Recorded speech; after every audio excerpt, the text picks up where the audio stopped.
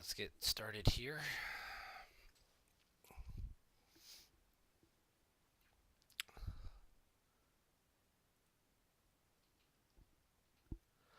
Good afternoon, everyone. Welcome to another OCS playoff match. This should be the first game of two between Arebelspy and ChrisKelly. Arebelspy is here in the chat. ChrisKelly should be logging in shortly. Just saw him over on the PC forums. While we're waiting for him to get in, we'll go ahead and do a quick recap of the bracket. So yesterday we saw No Limit advance over Darth Link. So that we've got 6 of the top 8 completed. He'll be waiting for the winner of this matchup here at the top of the bracket. This is their first game, so they have to still play both. Down here we've got one game left between Spidey Guy and Silverglen, and Silverglen won the first game by 6. So he's got a slight advantage going into game 2, but they're just got to try and figure out when they can get game 2 scheduled for. It may not be until Monday or Tuesday, slightly past the deadline. They did ask for a short extension, and to make things go smoother, we're going to try and grant that as long as it's reasonable. Like I said, just a day or two.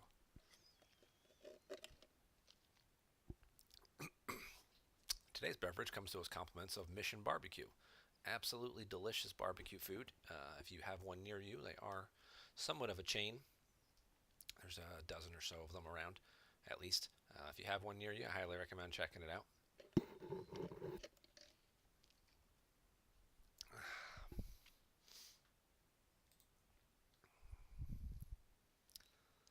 Let's see, we're still just waiting on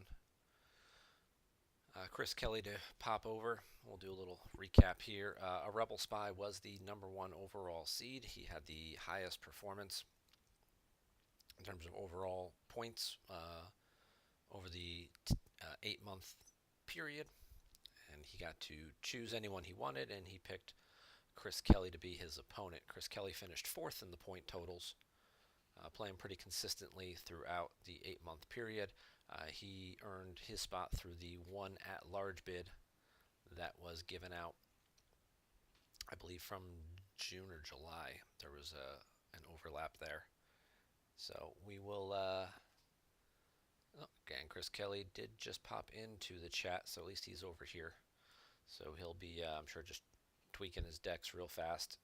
I do believe that they did say, excuse me, excuse me.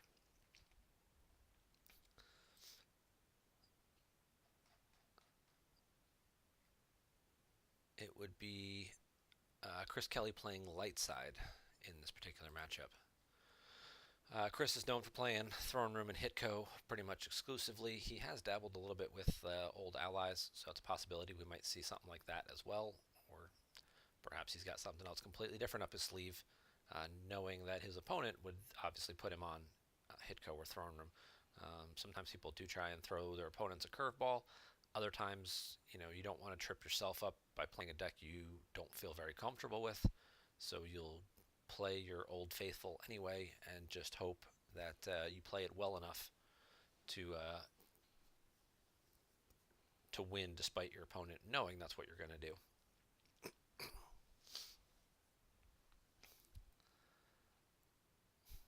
As for Arebelspy, he's kind of played a variety of dark side decks. I've seen him a lot on 12-card Huntdown or Agents of the Black Sun recently, so I wouldn't put past him playing either of those. Imperial Entanglements is also a possibility that I would speculate if I were trying to predict what he might play. 3 fairly different dark side decks. He also does like map too, so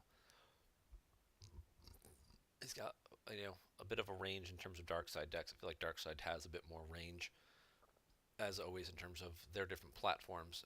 Light side seems to have, you've got some range with old allies and Watch Your Step and No Idea being very diverse in what they use, sometimes even QMC as well. And then you have your standard mains type platforms, Throne Room, Hitco, Prophet, which are 35 to 40 of the same cards, just with a different, same book, different cover.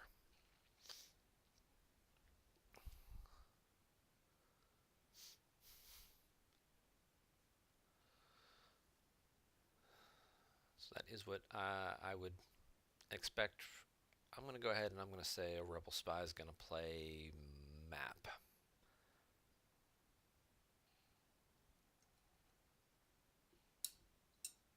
And I'll speculate ChrisKelly plays Hitco. That's just my prediction. And you guys in the chat, looks like there's 4 or 5 of you who've already logged in. Any predictions as to what you expect to see this matchup from either player?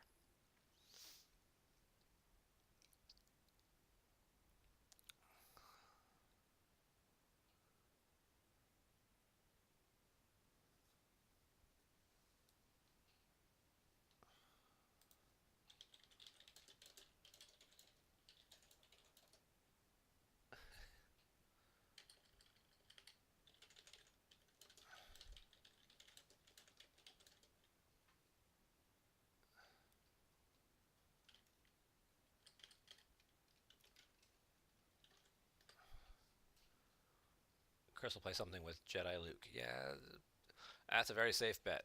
It is clearly his favorite card in the game, and he did design, like my father before me, specifically to highlight Jedi Luke. It's not exclusively what he plays, but if you're a betting man and you're setting odds, some type of deck that's going to run 3 to 4 copies of Jedi Luke seems pretty reasonable. So, looks like they just got the game going, so let's pop on over and let's see what we're working with here.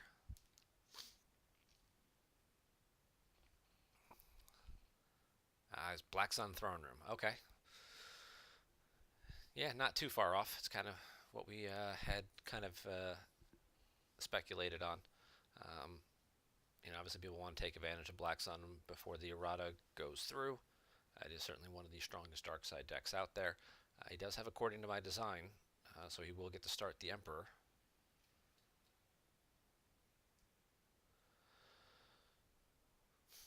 So we got Arebelspy with an Emperor start against Throne Room. We'll go Wipe Shadows and Crush the Rebellion for his third effect. So he's not worried, doesn't have to worry too much about Clash of Sabers. And we'll go standard Throne Room start, Walkling Insurrection, aim high, like my father. First action, ChrisKelly is going to pull the Do or Do Not shield, anticipating that he's going to see 3 to 5 copies of Sense, depending on the actual build of Black Sun, especially with an Emperor start. You know that your first turn Wisas and things like that could end up getting canceled. So definitely a good idea to get that shield out ASAP. This is certainly a matchup that we saw plenty of times over the 2018 World Championship weekend. It's kind of a coin toss depending on the different versions of the deck and how they performed. And then we have our first Wisa, which is going to get the Boss Nash Chamber. No Sense from Arebelspy. Either wanting to save it for later, just doesn't have one yet. But that'll be good for ChrisKelly to get some extra activation. He'll get a docking bay or two out and be ready to react to what his opponent does if he moves over on turn 1. Yeah, like I was saying, it was kind of a coin toss. I felt like most of the weekend looking at some of the streams. Throne Room won a good amount of games, again, depending on the build. The builds that seem to have more success seem to be ones that had senses of their own, or at least direct counters, like 2 or 3 altars or 2 or 3 control tunnel visions for the senses and for the bounty to cancel those cards. Those seem to hold up better than the ones that did not have those meta cards. Chris is going to go look for a docking bay. It'll take a little while here trying to figure out what the 3 cards in his force pile are and whether or not they are worth drawing or just saving for later. Oh, he got the other docking bay in hand. And we'll get Boss Nash Chambers deployed as well. So he's up to 7 force now.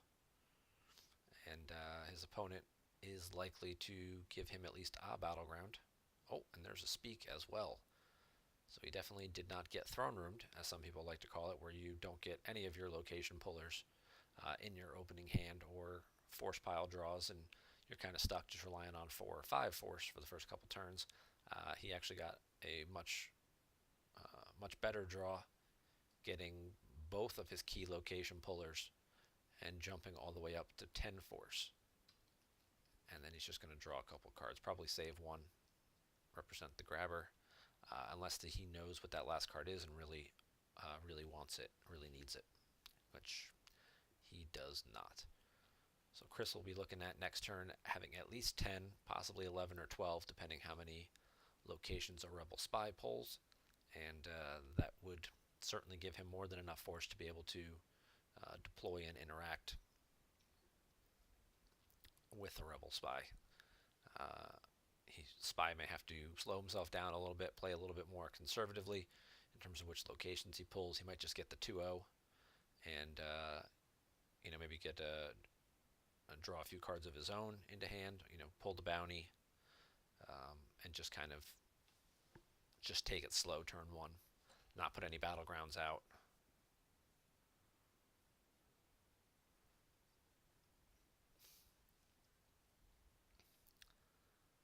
Spy's going to use the Shadows of the Empire card and go pull a Coruscant site from reserve deck.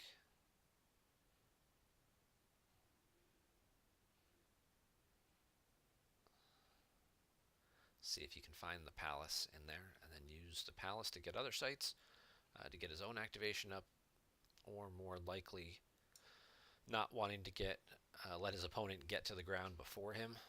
He may just pull the 2-0, like we said, and play a little bit more conservatively.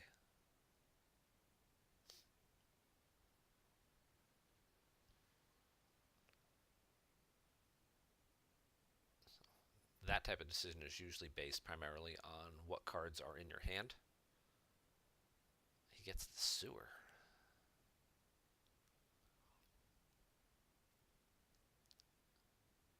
He had the uplink station in hand.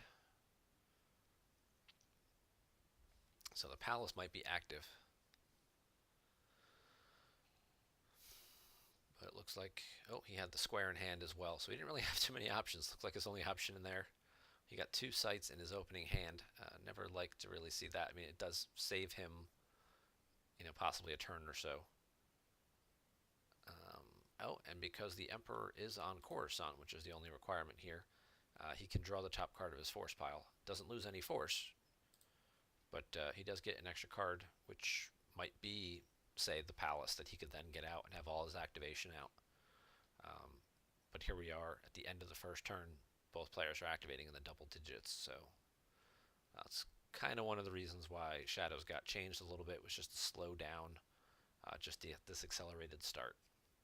I think that's a very good change, and looking forward to that being pushed through to Gemp in the next couple days once we get this round of the playoffs finished.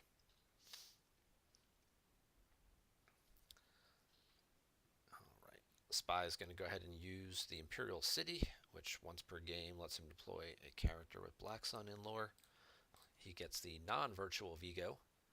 We expect that he deploys for free and he's forfeit +2.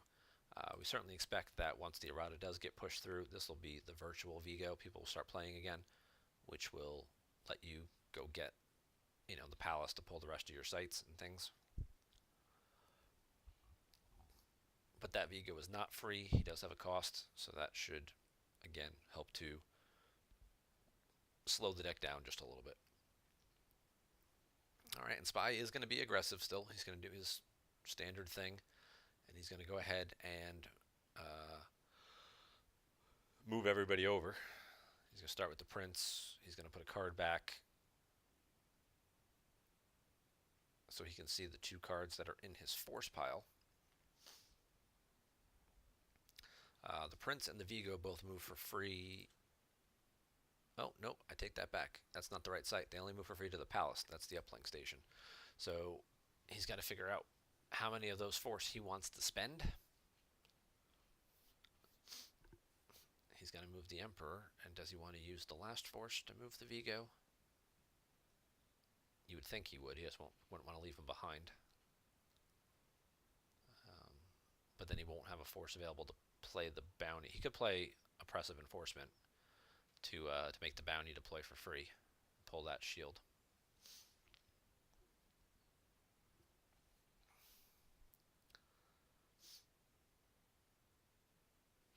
We haven't seen him pull the bounty yet either, though. So if he has to pull the Fanfare shield to go get it, and then the Oppressive shield to make it free, that could certainly slow him down a little bit. He does get to activate the one for wipe, which he just does there. But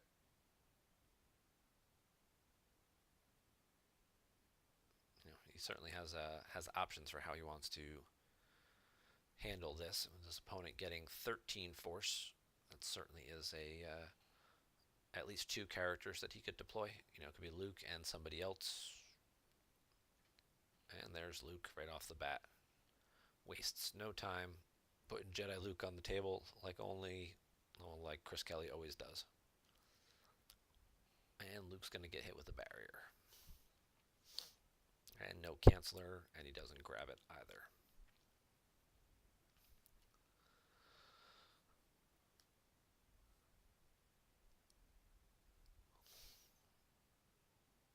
ChrisKelly's going to go look for the lightsaber now.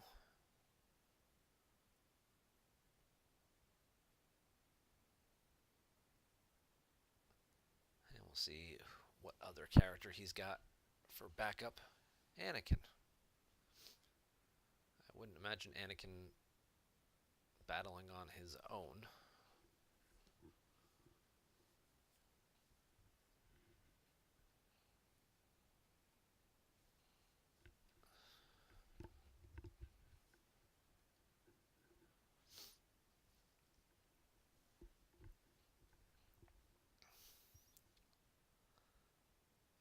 Chris is just going to draw a card or two.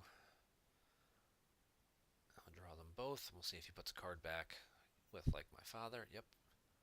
So he's got 1 force available. Now it's up to Arebelspy here. Activating 11, only 6 cards in hand. He didn't draw any at the end of the turn, so the palace should have been recirculated. And he can use shadows just to spend a force to go get it.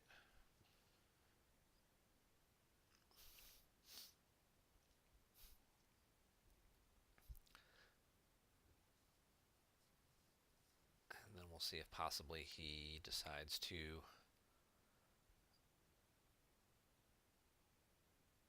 deploy additional characters and go after Luke and Anakin, or whether he wants to just put the 3rd sight out and spread everybody out.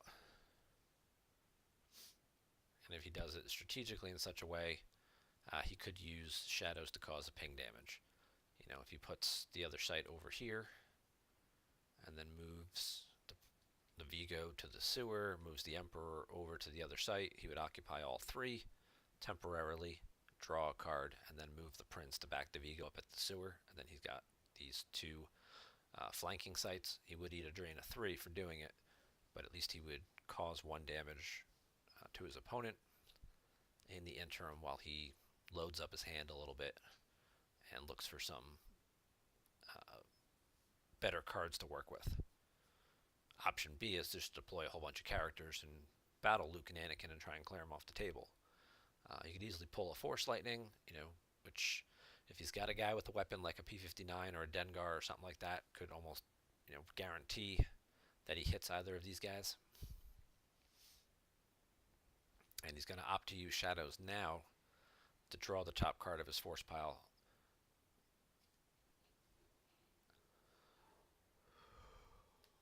It's definitely would seem like he's trying to interact more. And ChrisKelly is going to pull the only Jedi carry that weapon shield. It's weapon levitation is not a card we see often, but it's one of those cards that when, it's one of the worst things that can happen to you in a certain situation.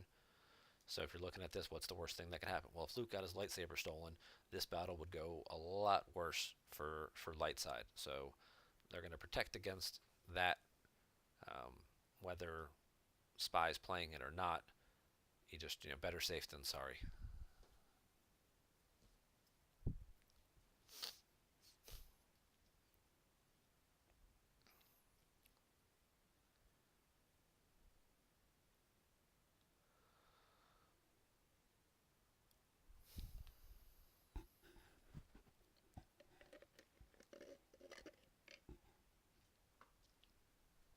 Interesting.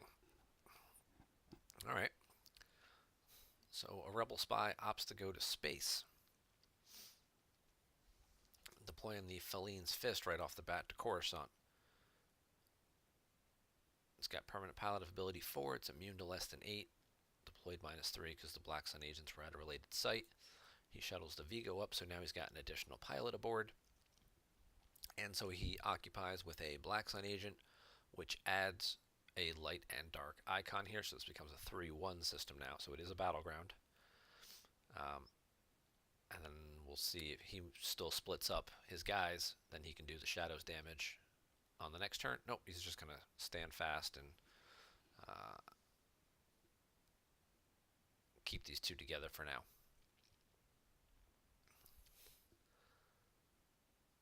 He's going to pull Fanfare.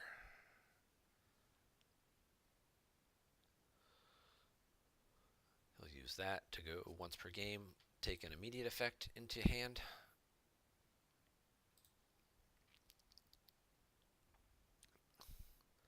Chris will also pull Don't Do That Again, which does the same thing, but for him it's more about always thinking with your stomach, which instead of making a guy missing, just makes him land speed 0 for a remainder of turn. Because again, having Luke go missing would be pretty horrific for light side at this point. So these those token blowout cards like that just completely ruin your day. Clash of Sabers, Lost in the Wilderness, always thinking with your stomach, weapon levitation, those kinds of stuff. Sometimes, yeah, you burn some shield pulls on stuff that you may never see, but better safe than sorry, right? Yeah, Joe used barrier for the Luke. He didn't pull the bounty yet. He just went and got it now.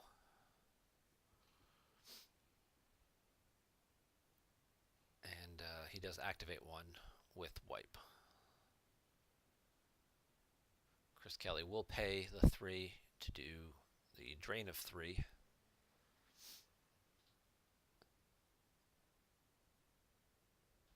And we'll see what Spy wants to lose here.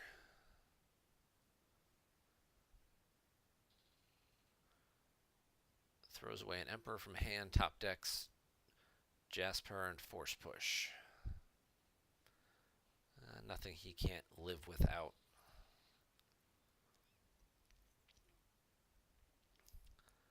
And he drops Leia for backup. Leia would also be able to cancel this drain here should she want to.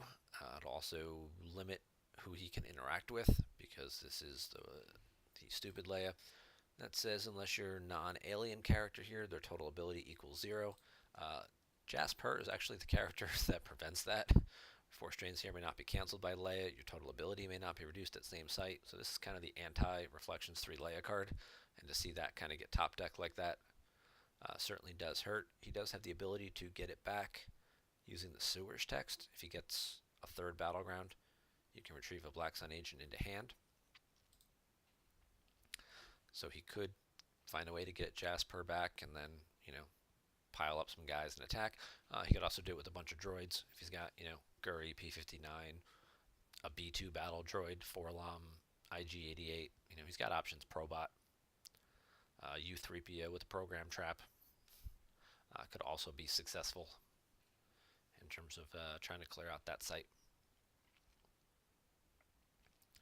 And Chris is going to go ahead and just stand fast and draw a bunch of cards and load up his hand.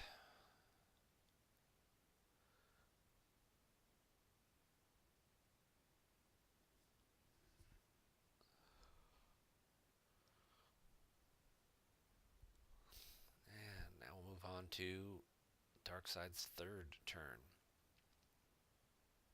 They've got all their locations out. They've got battle order satisfied with a site and a system. Now it's just about starting to pile on some damage, starting to win some battles, starting to do all the things that they need to do to get some damage through.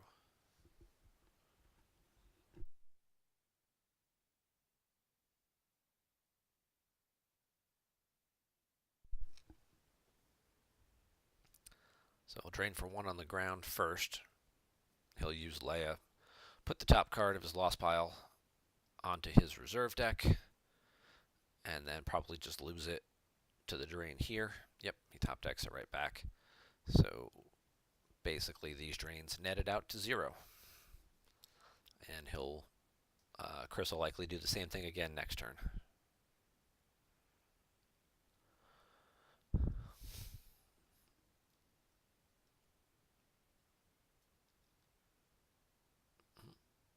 Spy uses shadows to draw again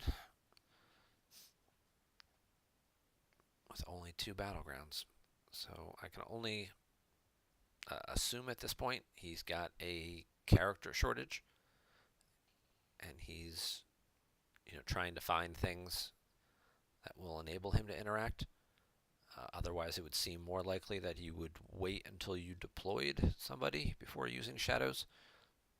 You still get the card in hand, but at least you do the 1 point of damage in the interim, or in addition to that, rather.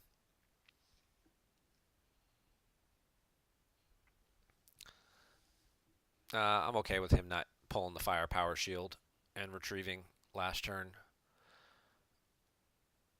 Aim high is out, so it would have cost him 1, which he would have had available through wipe, but instead he opted to draw that card instead.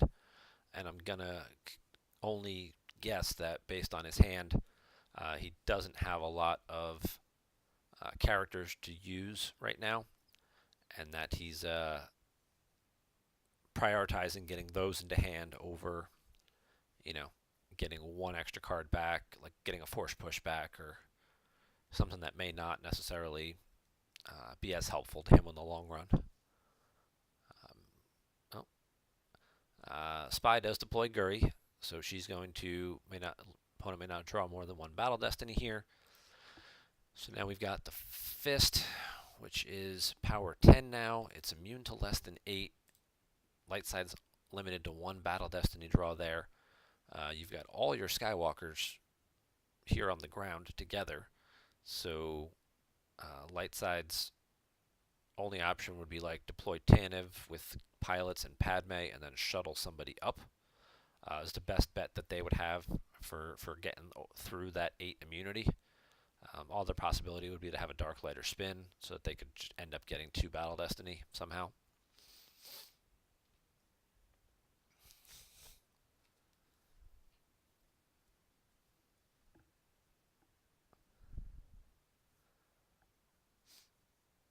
And ChrisKelly will pay to drain again. That's a very good trade-off there. You're spending 3 force to make your opponent lose 3. And Spy's going to pitch a Boba Fett Bounty Hunter. That's from hand, too. Top decks a Gik combo and throws away an IG-88. So there's one of the droids we were talking about that would be useful to help interact with Leia.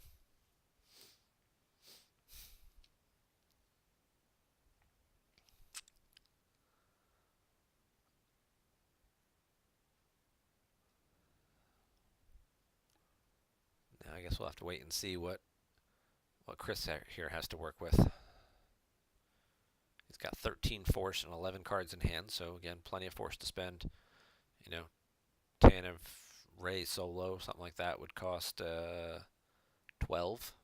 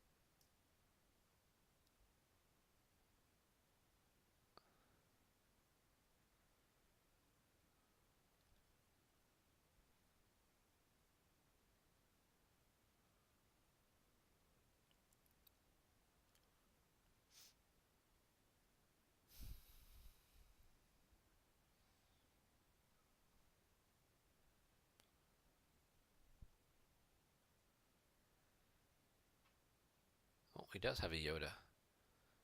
And Yoda's going to go to the sewer. Yeah, I've always wondered, or at least I've always liked it when you're playing the Jedi Council Chamber to have some version of Yoda in your deck. We've got Yoda, Keeper of the Peace here, who we don't normally see as often. Deploys -1 to Coruscant, it's only cost him 4. Lose a force to cancel Force Lightning, targeting your character present, which is pretty awesome and very helpful. Neither player may draw more than 1 battle destiny here, and those destiny draws may not be modified or canceled. So basically has a built-in Justice evac control text, limiting both players. Draws can't be modified or canceled.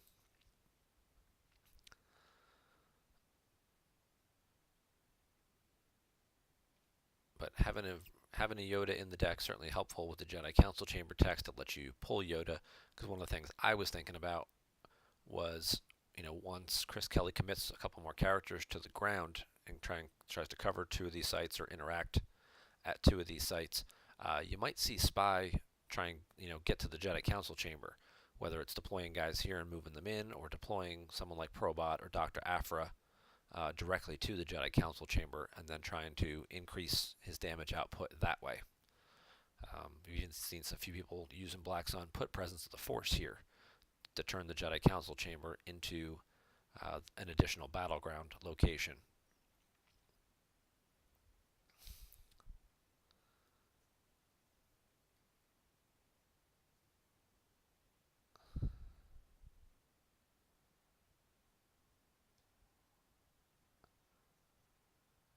So we're going to get a quick revert here. Looks like Arebelspy wanted to use Shadows at the end of ChrisKelly's turn to draw a card.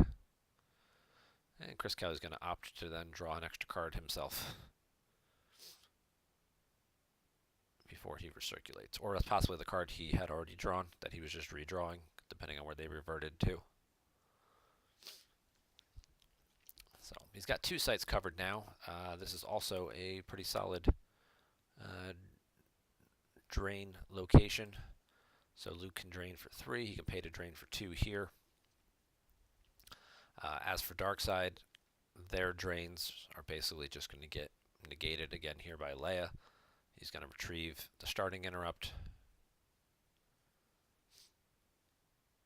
And then he drains here, and he'll just peel the starting interrupt again. So ChrisKelly's basically not lost a card yet. Sitting at 34 life force remaining, plus 10 in hand. Meanwhile, his opponent is already down to 26.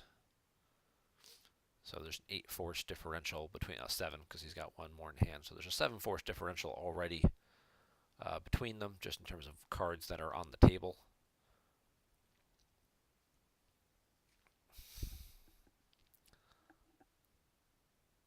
Yep. So there's Zam Wessel to the 2-0. I expect to see Zam moving into the Jedi Council Chamber. That's usually why sometimes you'll see people who do play Yoda, if they, they'll hold him back a little bit, or they'll cycle him back using Like My Father or something like that, so that way he's available to pull out of the reserve deck, so that you have a character who can go right there and immediately interact. But yeah, it looks like Spy, now that he's got his 2 battlegrounds, is going to try and push some damage through at some non-battleground locations as well. Also, ChrisKelly has pulled all 4 of his basic defensive shields, so he would need Perimeter Scan or Hear Me Baby or something to get any additional shields, like the Simple Tricks shield. But this could be a big turn for Spy in order to get some additional damage through. He's got U3PO as well.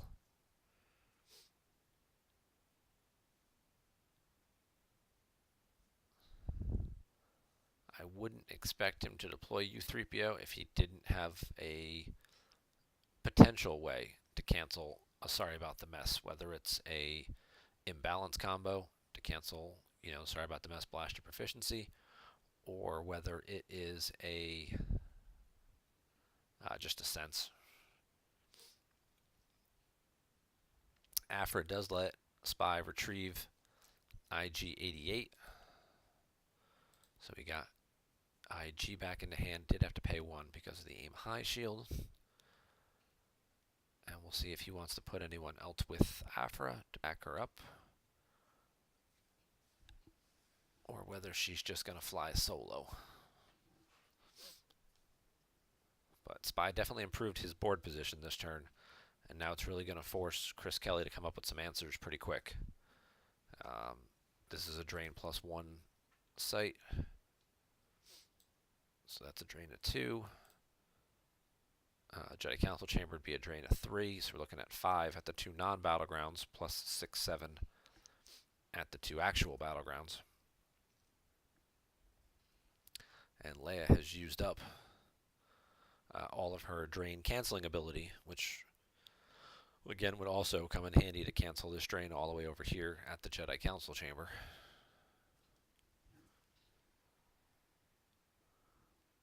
So very patient start by a Rebel Spy.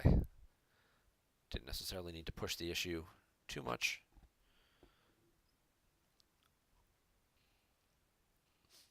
Just push, wait until the mid-game sequence. Wait until Lightside had committed a few more characters to the table. I mean, Lightside does still have plenty of characters. We haven't seen Lando, Rey, Padme, Solo, Chewie with Blaster. It's Throne Room, so we can see an EPP Qui-Gon as well.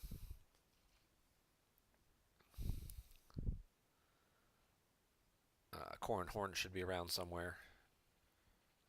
Jyn Erso. Possibly a Jar Jar or something silly like that.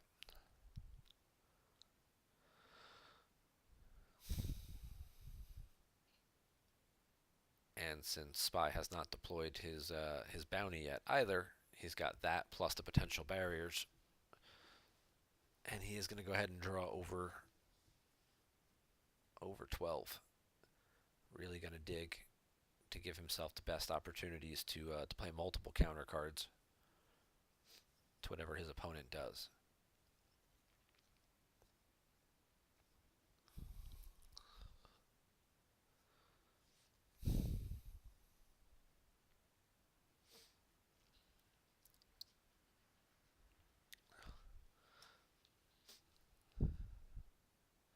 So if Chris has a way to pull another shield, then his best bet may be to try and go interact somewhere, clear this site or clear the system, and then use the card to pull the additional shield to get the simple trick shield to basically cancel these additional drains. That's kind of tough to do when you know your opponent has at least one way to exclude a character, possibly 2. He saved 3 Force, so it wouldn't surprise me if Spy had a barrier plus the bounty.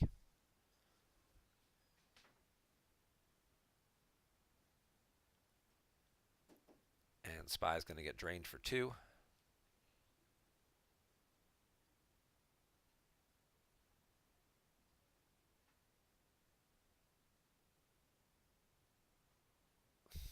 And he's going to lose a second copy of the Fist and another copy of the Emperor from hand.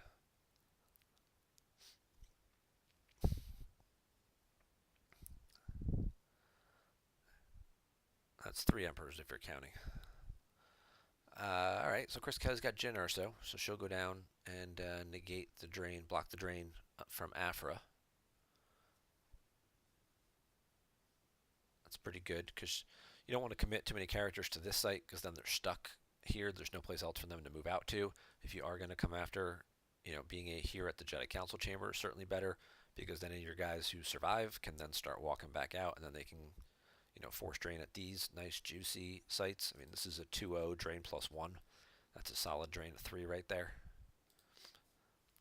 Well, Rey is going to get hit with the bounty,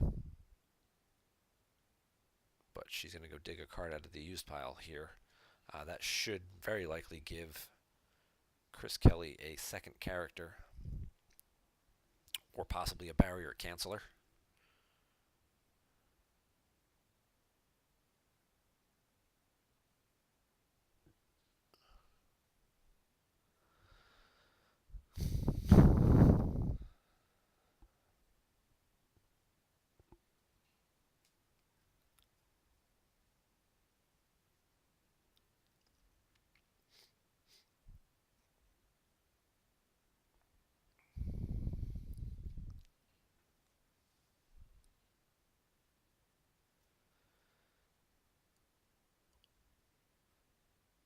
there's Lando. And we'll see if he's got the barrier for Lando.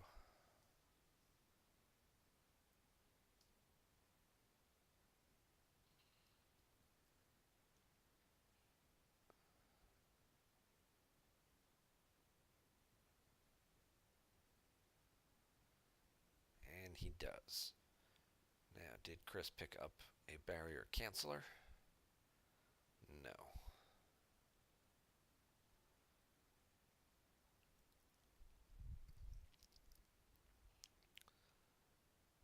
Alright, well, Chris did what he needed to, at least. He blocked both of the larger drains at the non-battleground locations.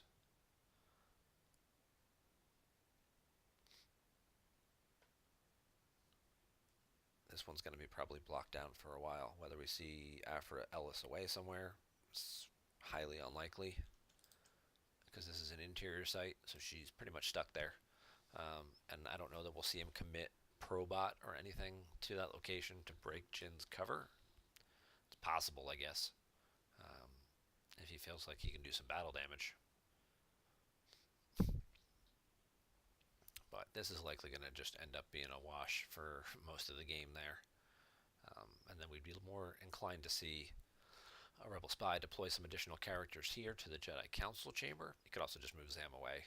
Now that he's forced his opponent again to commit 2 more characters to the board, he could easily just, move away and, deploy somebody over here at the Boss Nash chamber, deploy another spy like Probot, or I think that's probably about it at this point.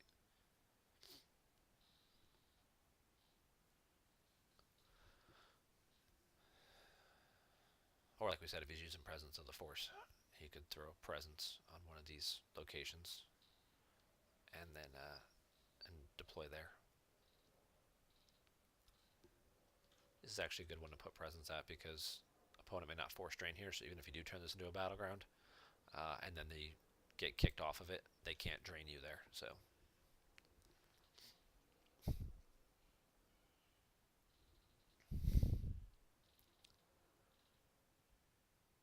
Chris is going to go ahead and drop a card during his move phase from hand. Expect to see him pay the 1 force maintenance cost on Lando, and probably just call it a turn. Now, he didn't grab the barrier again. This is the second time now he's had an opportunity to grab it, and hasn't. And I'm just wondering which card it is that he's sort of set in his mind is the card he wants to grab.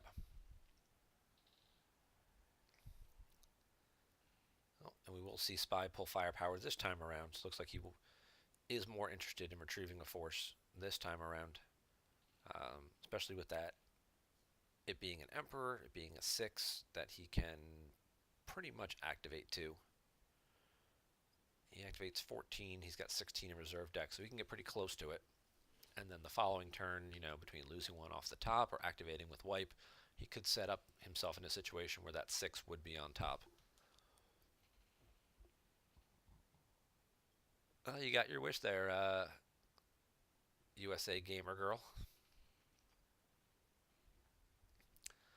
Firepower did just hit the board.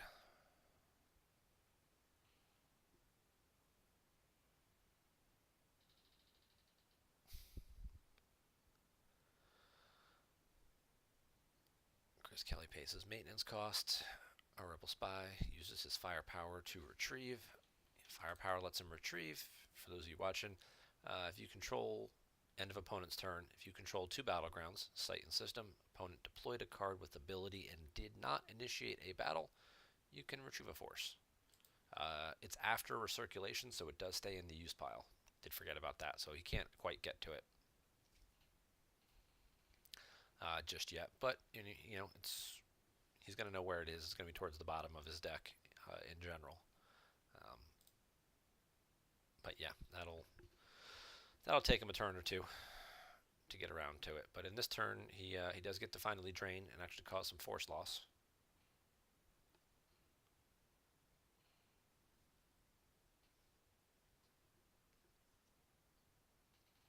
Chris top decks a Blaster Deflection and a Lieutenant Blount off the top. 2 cards that are unlikely to be useful in this game, so they're not really missed.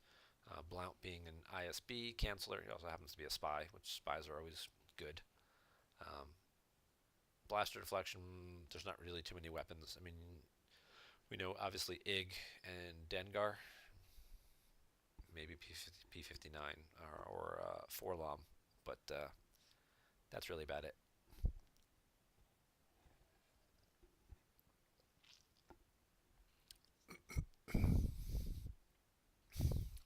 There's no lightsabers to worry about in this particular matchup.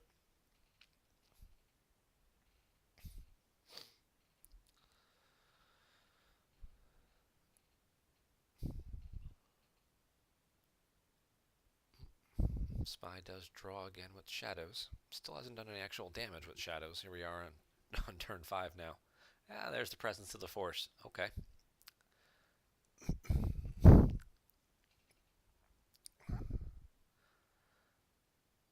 So we get the presence of the Force on the Boss Nash chamber and Cad Bane over there. That gives him his third battleground, so he could have used shadows to draw that, unless he just didn't have much to work with, and that's why he needed to do the shadows draw first. But now we've got 7 of Lightside's best characters committed to the board. No space presence.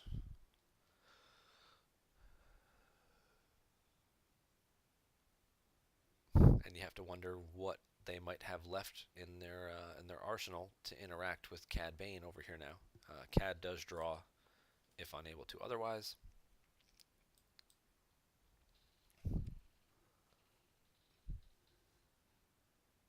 Interesting. We get a Forlom V, non-V. Forlom cancels game texts. So now it makes you wonder if he is going to find a way to break Jyn Erso's cover and then use Forlom to cancel her text when they battle. So Jyn would not be able to draw Destiny.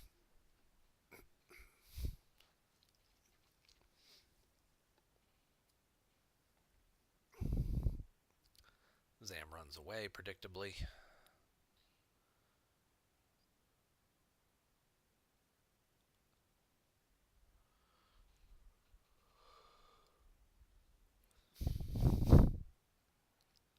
And now it looks like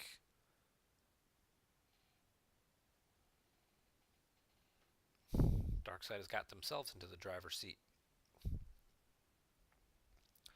They're still behind in terms of total life force, but they certainly have gained a lot of board position these last 2 turns.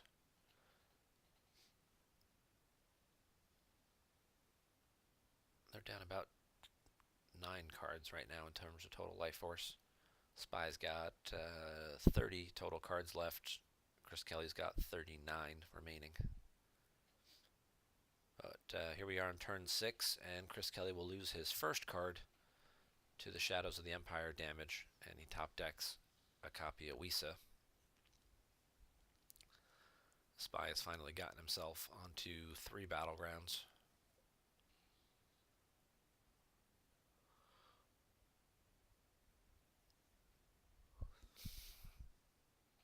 And he will go ahead and pay to drain here.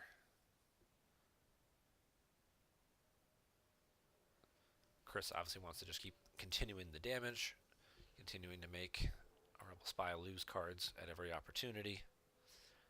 So even if he does continue to fall behind in terms of board position, he can at least keep the overall difference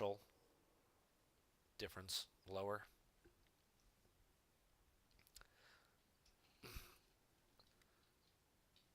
Spy top decks Banis Keeg and loses an Emperor from hand. Puts the Emperor on top, losing him a second. That way, in case he does get to retrieve again with firepower, he's retrieving 6s back into his deck. Okay. Lightside had 2 characters. They had Solo up their sleeve, who can go take care of Cad Bane, and they did have Corran Horn, who can go take care of U3PO.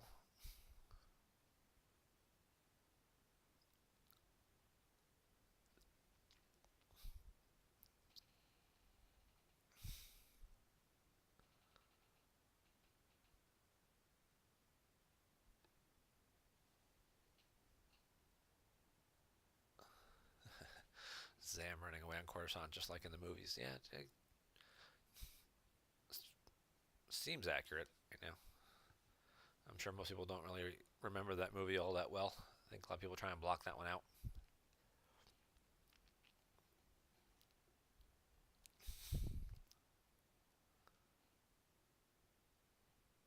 And yet, interestingly enough, that's where Wizards of the Coast opted to start their version of the Star Wars game, was with the Attack of the Clones cards. So, Solo does not battle, however. I would have thought Solo might have battled to clear Cad Bane. Instead, Solo is just going to go block Cad Bane. And then Corran Horn is going to break U-3PO's cover and steal him. And Rey's going to chase after Zam. We've got two hooded females chasing each other through the streets of Coruscant. And Lando's going to move too. I wonder if we'll just get up playing, if we play the flip-flop game, where Zam just keeps moving back and forth.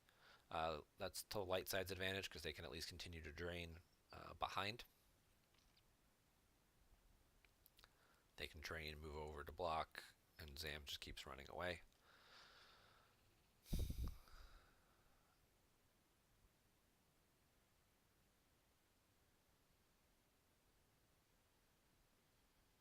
And Chris is just going to draw one card again.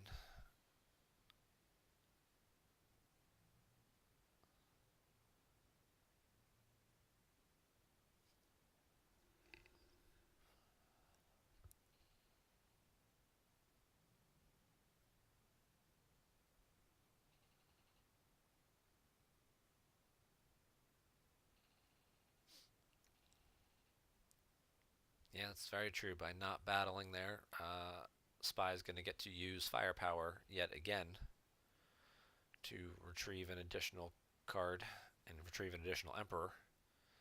As we mentioned earlier, that was the reason he lost those cards in the order he did, was to keep the Emperor on top.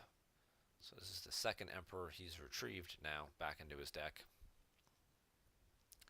And if he activates 10, he would know exactly where the other one is.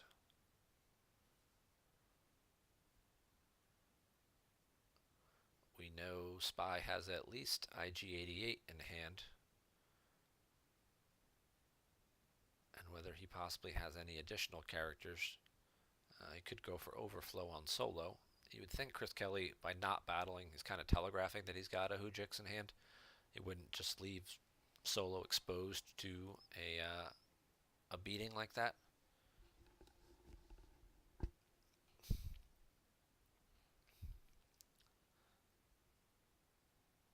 Could be a complete tactical error.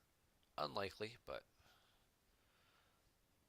even the best players do make mental errors from time to time. Oh, Chris got a rescue in the clouds finally. So we get to peek at a couple cards and pick the best one.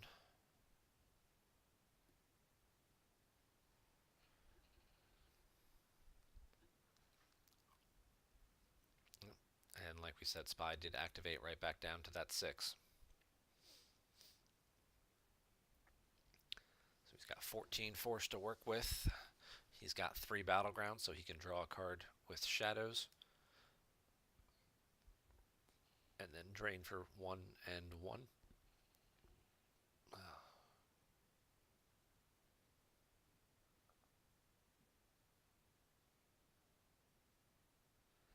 Oh, looks like Spy's debating if he really wanted to activate that much after all.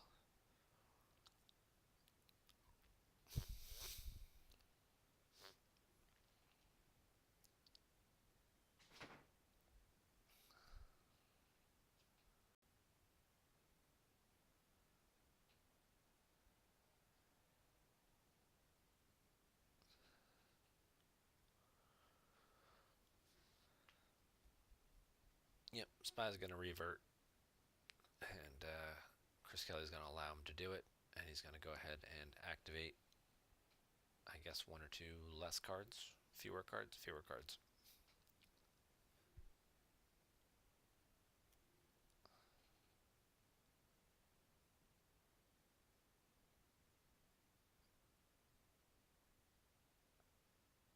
ChrisKelly's still going to play the rescue. This time around, Spy is going to grab it.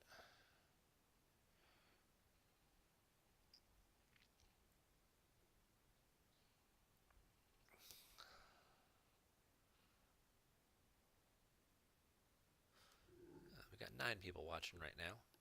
About 13 in the actual GEMP game itself too.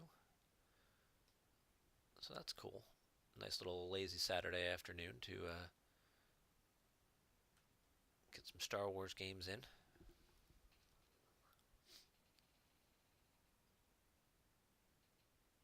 And Spy is going to continue to activate now. So he basically activated one less.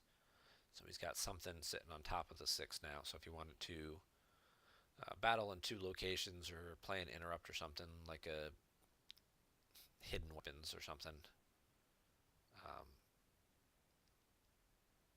he could do that first and then draw the 6 for Battle Destiny or a weapon or something if you wanted to, put Ig down and then draw something to capture one of these 2 cards and then draw the 6 for Battle Destiny. He could certainly do that.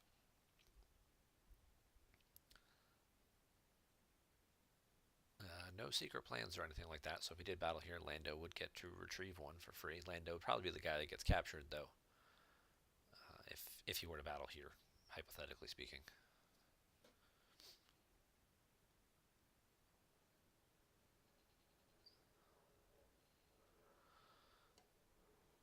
But I think Spy is kind of content right now to just let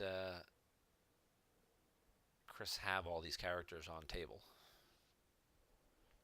Because they're not really doing... I mean, now he's finally getting to do some damage because he broke U-3PO's cover, but he could still have a program trap up his sleeve that he could use to, try and clear out some of these guys.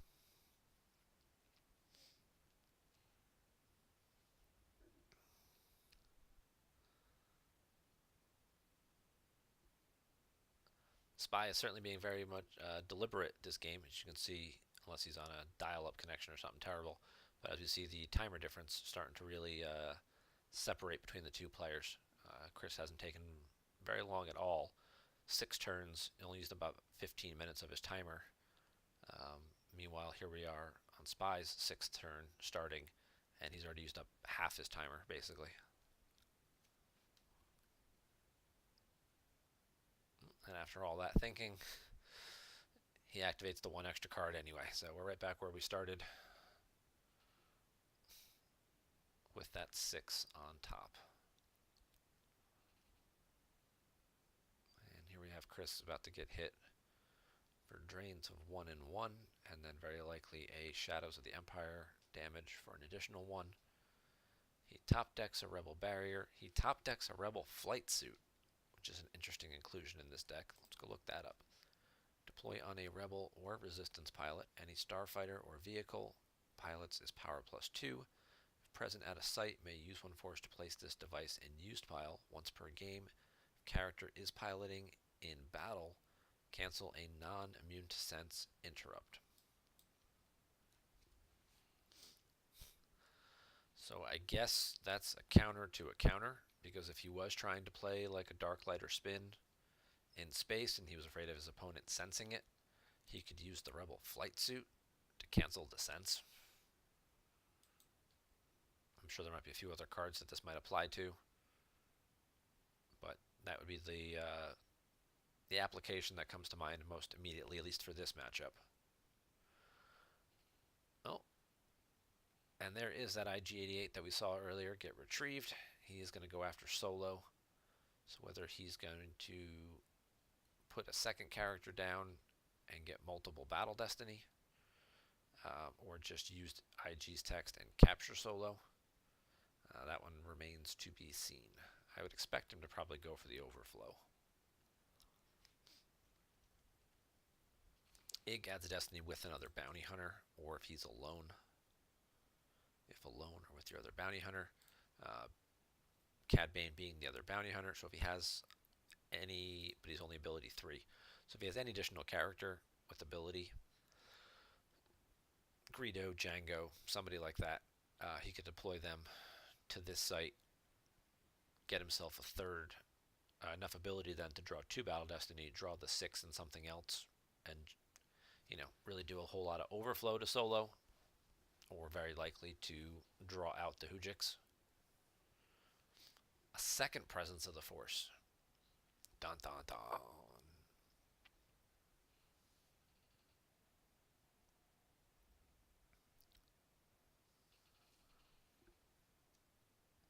And a P-59 to a Home 1 docking bay.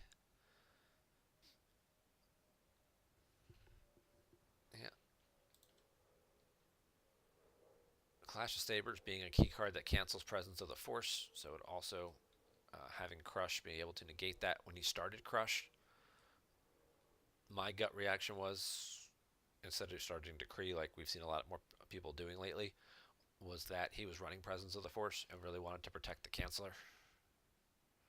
No, he is just going to battle, and he is just going to capture Solo and call it a day. See if he sends Solo to the use pile or if he seizes him.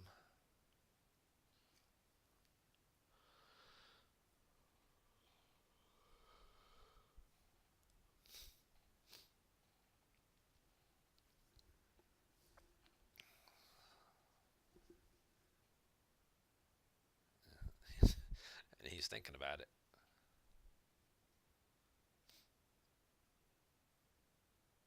He is going to send him used. So Darkseid once again gets their board position back. They've got multiple big drains now, and Lightside seems to have their characters kind of piled up. We'll see Zam move away.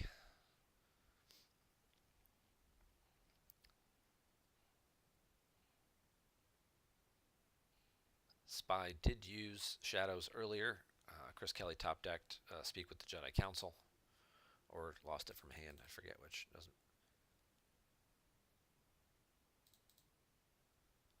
He lost it from used pile.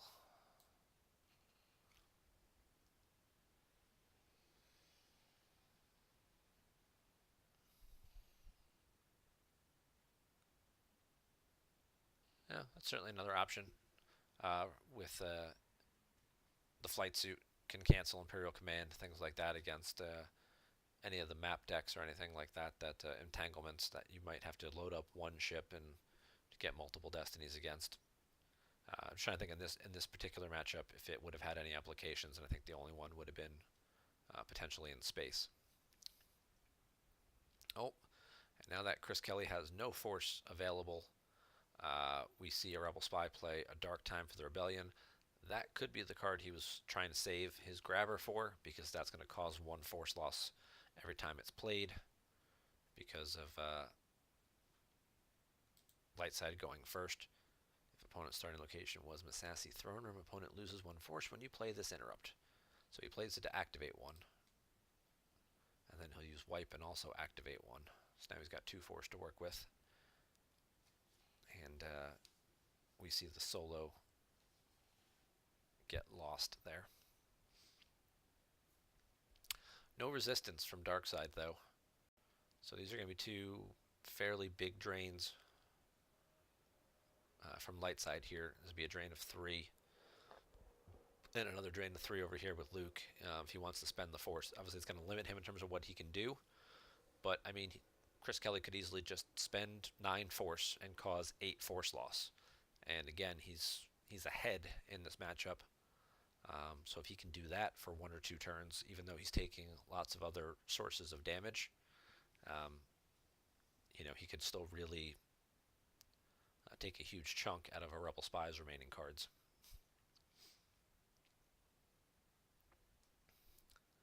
Does drain for 3 at the sewer. Spy's going to pitch some cards from hand. We get an Evader Monarch combo, which Crush can pull. We get a Decree from hand, and he top decks a Stunning Leader. Stunning Leader is certainly a very interesting card, especially with these Presence of the Forces for all these interior sites. So if there were going to be battles at these locations,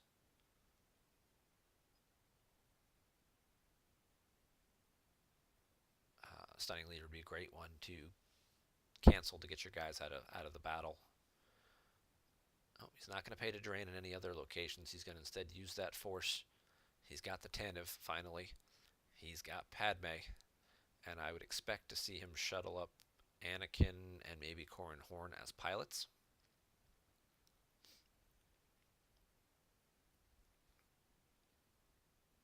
He might take Anakin and Leia, just so he's got some forfeit fodder with Leia. She's kind of outlived her usefulness at this point.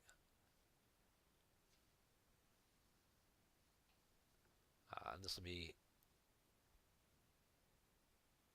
Yep, he shuttles up Anakin as a pilot.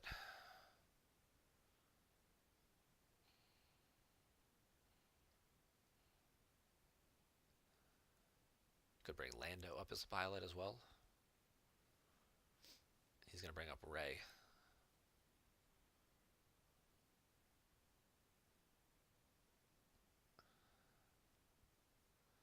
And then we'll probably see Lando move back in front of Zam. Yep.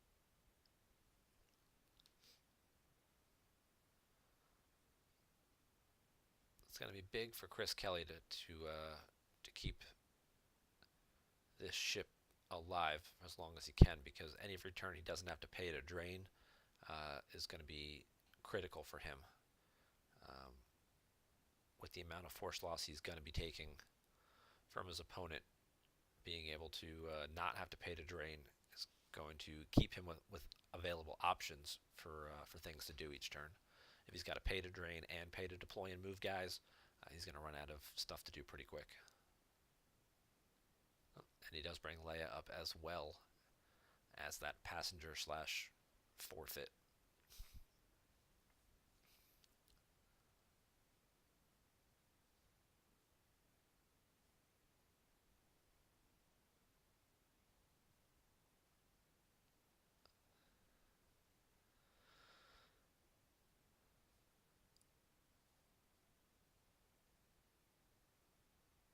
So let's see what Darkside's got. They've got a drain of 3 here at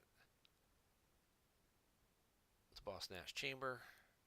Blocked, blocked, blocked. Drain of 1, drain of 2. And then 1 from Shadows. So 3, 4, 5, 6, 7 damage coming ChrisKelly's way this turn. He certainly does have a good amount of force left to work with in terms of he's got 25 cards face down. So taking 7, you know, it's a chunk. It's almost, you know, it's a very good percentage of his remaining cards, almost, you know, just over a quarter.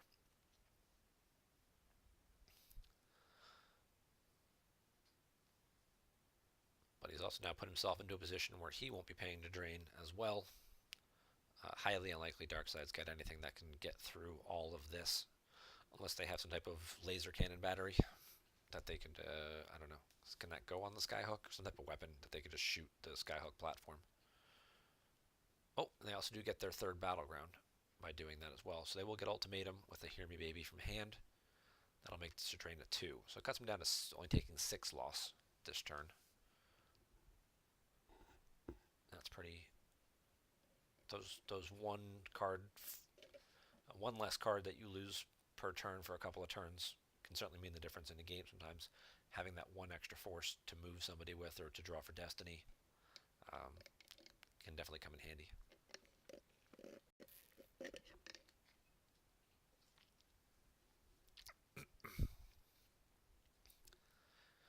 Alright, Chris gets drained for 2 at the home 1 docking bay. He loses 2 force. It's a Hear Me Baby. It's a Rescue in the Clouds. Those are the 2 cards in his used pile. He top decks a Poe Dameron to this drain. And now we've got a drain of 3 that's limited to 2 because of Ultimatum. So he top decks a Hera and a Luke Jedi Knight. Lost two key pilots there, Poe and Hera, both of whom would likely add a destiny in space. Well, Poe would add a destiny. Hera would not be with enough rebels because these are all non-rebel characters. Obviously, he can't spin or anything anyway around Guri, but... And then he loses Chewie to the Shadows.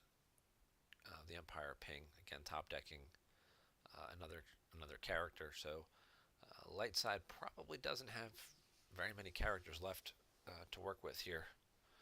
You're probably just looking at second copies of a number of guys, whether it's a second Rey, a second Lando, multiple Lukes that are still floating around in there. Qui-Gon, I think, might be about it. Well, and now Spy's going to commit Boba Fett to the board. Didn't save any Destiny, so he won't be battling this turn. But Fett does add a battle Destiny.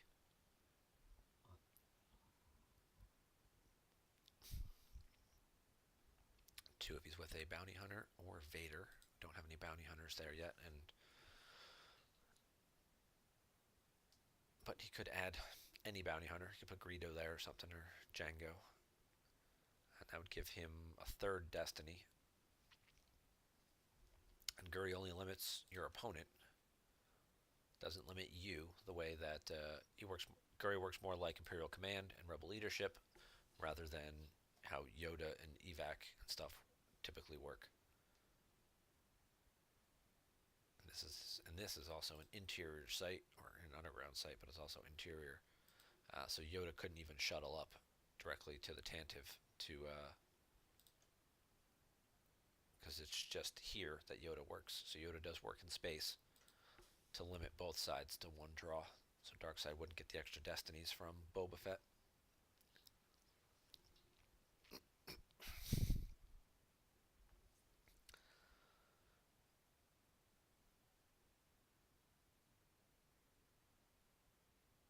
Zam runs away one more time.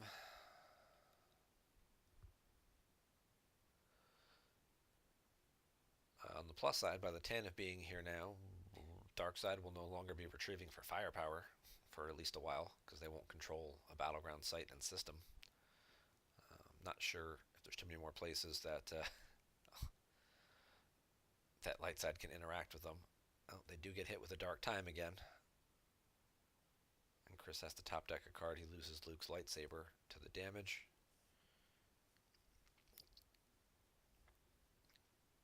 And Spy will go ahead and pay the maintenance cost on Boba Fett. That's going to put the dark time on top of his reserve deck.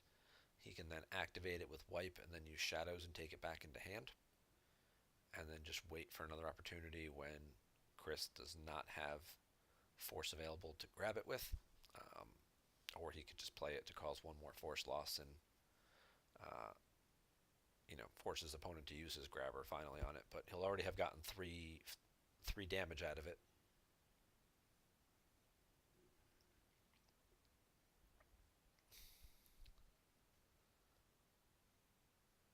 He does cause the Shadows damage, which is a Jedi's Concentration from hand. Not a card that was going to be very helpful to ChrisKelly, because Darkseid doesn't have any lightsabers.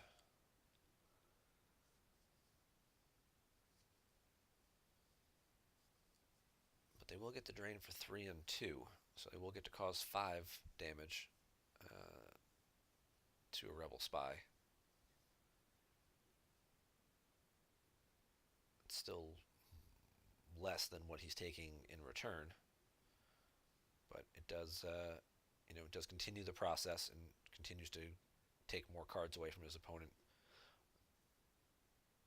and keep this differential as low as possible, regardless of the outcome of the game.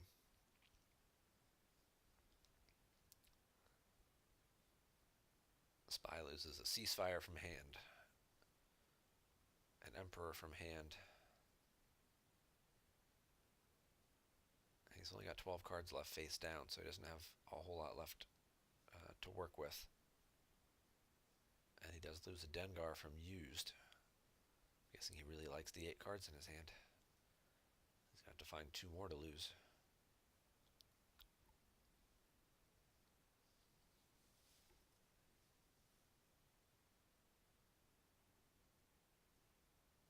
It's another card from the used pile, which in this case was a Tarkin's Bounty. So those are the 2 cards he used for maintenance for Fett. And he pitches another Emperor from hand. So Spy's down to 10 cards left to work with face down, plus 7 in hand. He's at 17. ChrisKelly is at 21. So that difference that was 9 for quite a while is now down to just 4.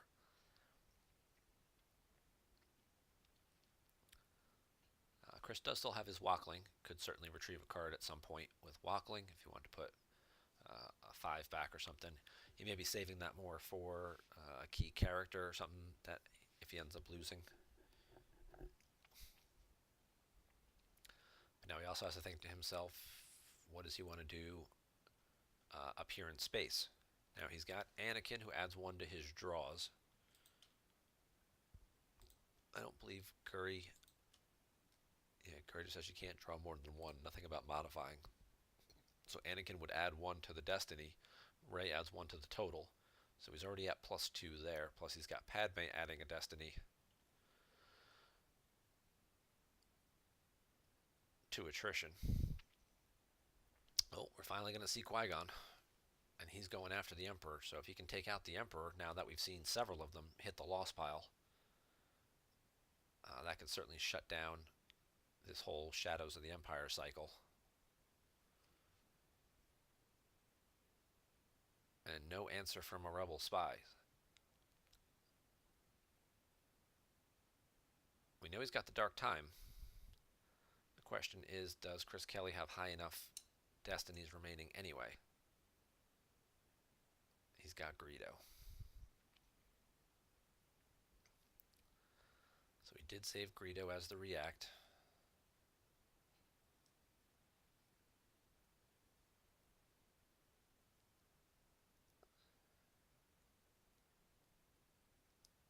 Chris is going to swing at the Jedi Luke. He's swinging at the Emperor here. So we've already seen at least 3 Emperors hit the loss pile. Some of them have been retrieved, but I believe there's 3 in there currently right now.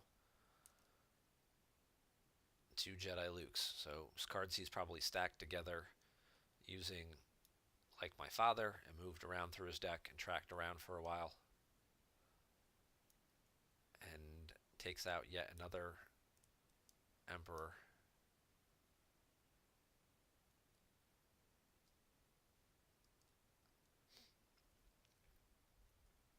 And we'll see if he's got something like a Jedi's Resilience remaining in his hand to take Qui-Gon back after this fight's over.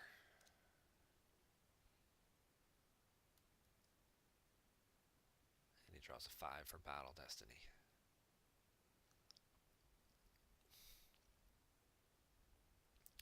That may be worth a Dark Timing.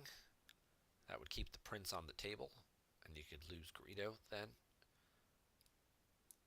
But it looks like he's going to pass on that.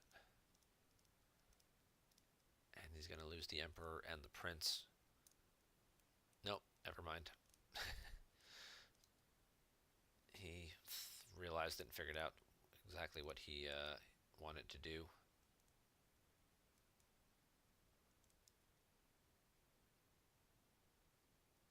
But there's no reverts option in the middle of a battle, so they basically have to go back to the beginning and do the whole battle over. There's no individual segments within the battle to revert to. There's no revert points, save points. So they just skip through the rest of the battle. And Spy is going to revert back to the beginning of the battle, and then we'll start this all over again. That's if you're scoring at home or playing the over-under drinking game, that would be 3 reverts that a Rebel Spy has requested and 0 for ChrisKelly.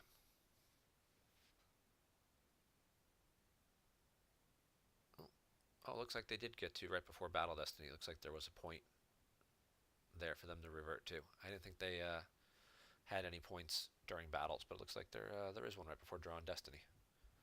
So now he will play the Dark Time. Chris has to lose a card. He loses a card from his force pile, and he will grab the Dark Time finally. So that is a 4. So we'll see Greedo get lost for Darkside, and the Prince will live to see another day. And Spy draws another Greedo for Destiny. So there will be no overflow or anything here. He'll play prepared defenses, because he never used that as a starting interrupt, because he used it according to my design. And he'll add one to it to make it a 3, but more importantly, he gives himself one more card face down to work with for next turn. So there goes Greedo. There goes the Emperor.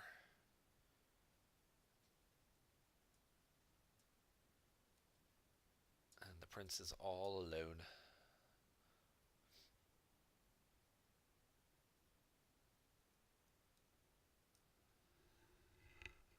Spy's got 4 cards in hand.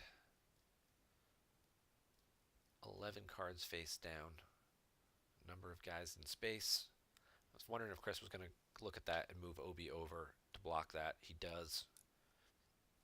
Obi blocks the drain. Obi can go ahead and move and battle.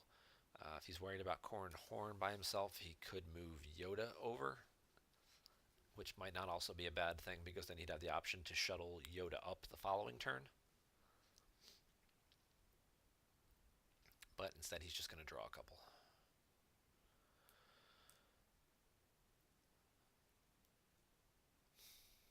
I don't know what characters he might have left floating around. He might have a Jedi left somewhere, though, that he could use possibly to retrieve a character into hand to get somebody back to go address either of these drains in the at the docking bay or whatnot. And he doesn't move Lando either, so Lando's just going to guard the JCC for a little while.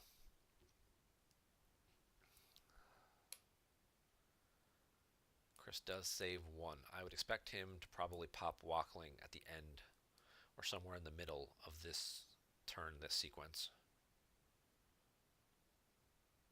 Spy activates all 11, so you know he's not going to battle anywhere this turn. He's got no force left for Destiny.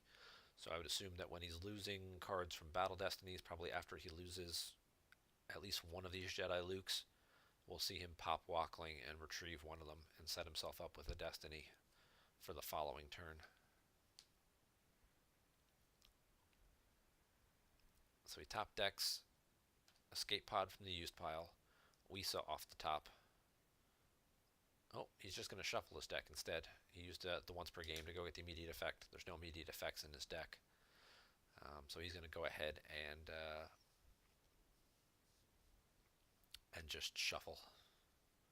To shuffle some of those 6s around.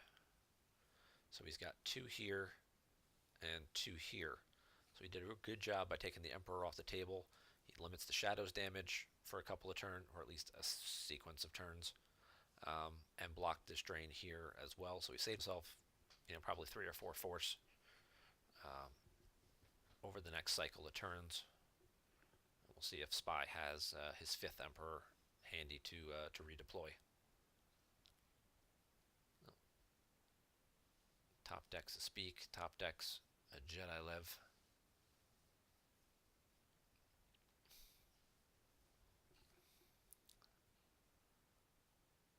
No escape. Okay, so he's got no escape to get the Emperor back. I believe this site says if you control. Yeah, if you control Emperor, may not deploy to Coruscant. I was going to say moving Lando over might actually have been hurtful in that scenario. Yep, there's the free Emperor. It's kind of a crazy site.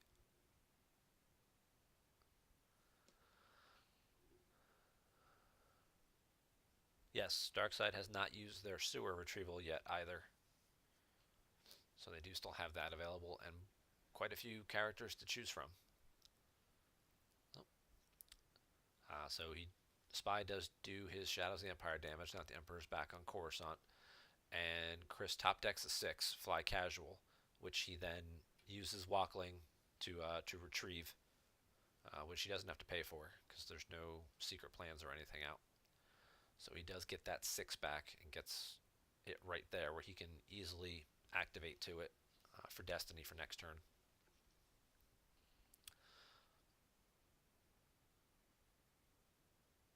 That could certainly influence things in a potential battle up here in space. If he knows he's going to add a Destiny of 6 to attrition with Padme and draws a solid Destiny on top of it, he could certainly clear out quite a few things off this Feline's Fist. And we see Spy finally deploy Probot.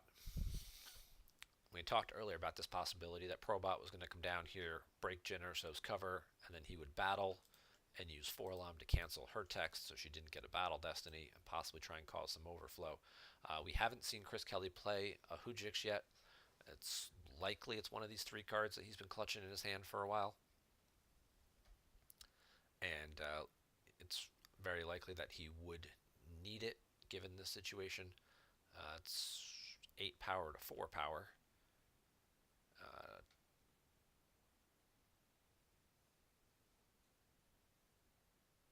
So they're, whatever they draw on top of it is going to cause the additional force loss. She only covers 5, so. Oh, Zam's moving back over in front of Lando.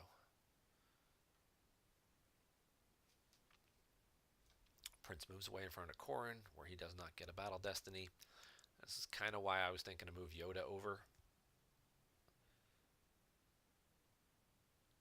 I wouldn't have imagined with all the characters that are committed to the board. I mean, yes, they do still have their retrieval.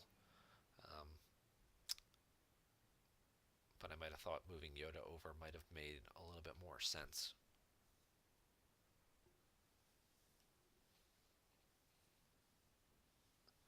Alright, so now they're both down to 3 cards in hand.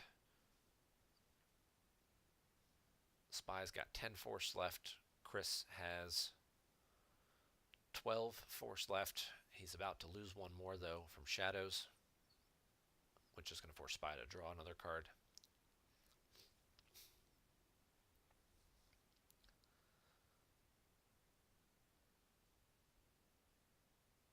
Chris activates all the way down to that 6.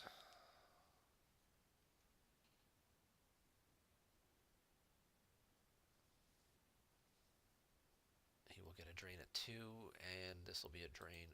Drain of 3 and a drain of 1 here because there's no Chewie Dash or Leia present. Spy loses his first sense. It's the first one we've seen all game. A barrier from used and a second sense from used, so there's 2 of the 3 senses gone. And that'll be an additional 1 there. It's definitely going to be a close game. I'm going to guess the winner of this game is going to win by about 7 at this point.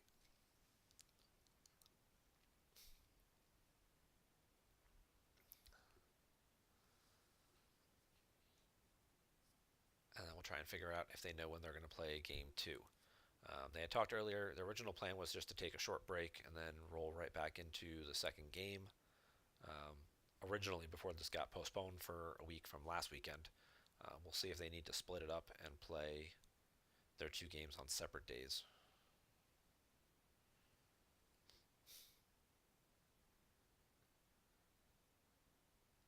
Spy loses a second barrier from reserve deck, so 2 barriers gone, 2 senses gone. He's down to 7 cards face down to work with. Chris draws with Rey and gets a Jedi Lev, and he's going to retrieve a character now.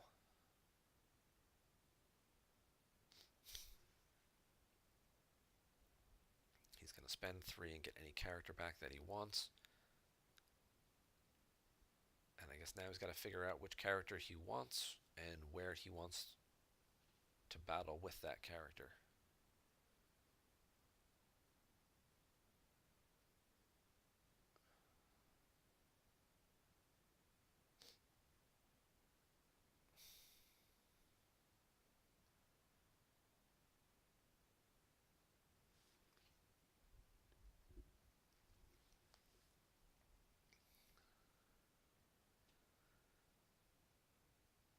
He could get a small cheap character to go with Corrin Horn to get himself 6 ability to clear the Prince off this site, draw 6, beat his immunity, and clear him completely. We could see him deploy somebody a little bit better and go after P59 with that 6 and try and just cancel this drain.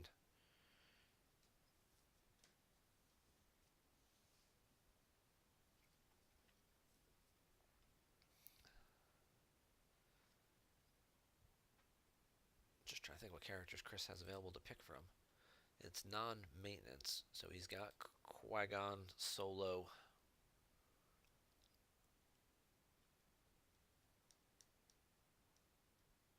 Hera, Poe. I think everybody else is all still on the table.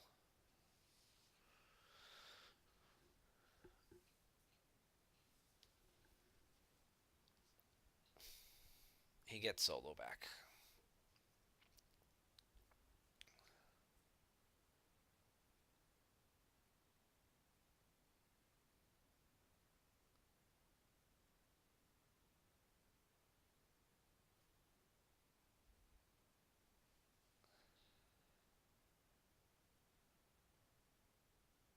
Solo's good. Solo only costs 4. The question is where to put Solo. That's what I was thinking. Just clear the Prince, get this extra battleground back, get this extra drain back, and then you kind of control all of these.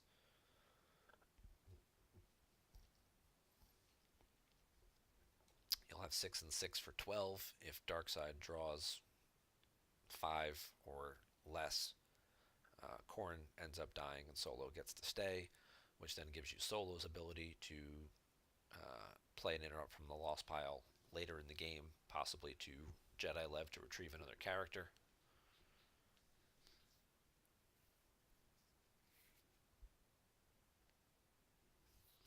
Looks like the sun finally went down around here.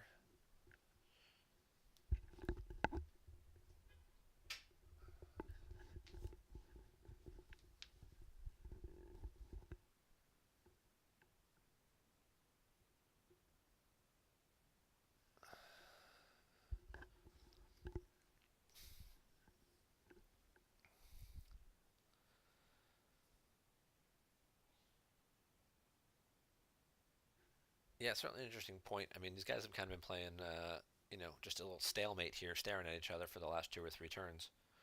Neither one wanting to battle and risk losing their foothold.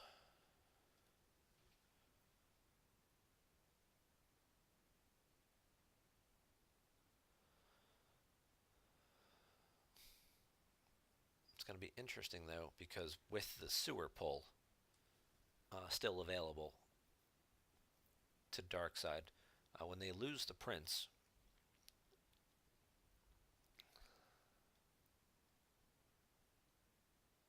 oh, he throws away the battle planes from hand to the Shadows Bowl. When he loses the Prince, he can take him immediately back. Whichever guy is left won't draw Destiny against the Prince, so he could redeploy him. Now the problem is that Spy doesn't have enough cards left to redeploy the Prince in battle and also battle over here.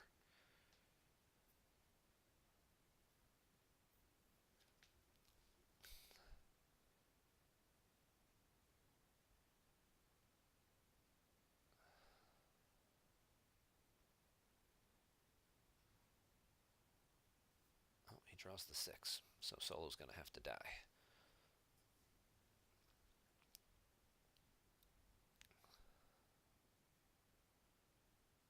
Solo doesn't get to use his game text to do anything.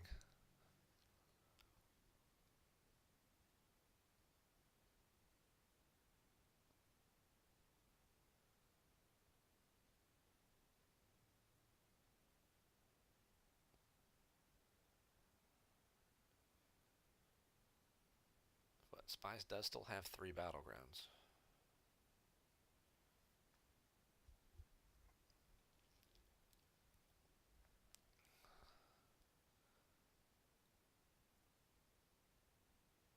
So he can continue to do Shadows damage. He's also going to continue to drain for 2 and 2. And then he's going to clear out Jyn Erso here this turn, which will make him an additional drain of 2. See, it's going to be close, but think, yeah, this little stalemate they've had in space, Chris might have played a little bit too cautiously, not battling there and clearing guys out.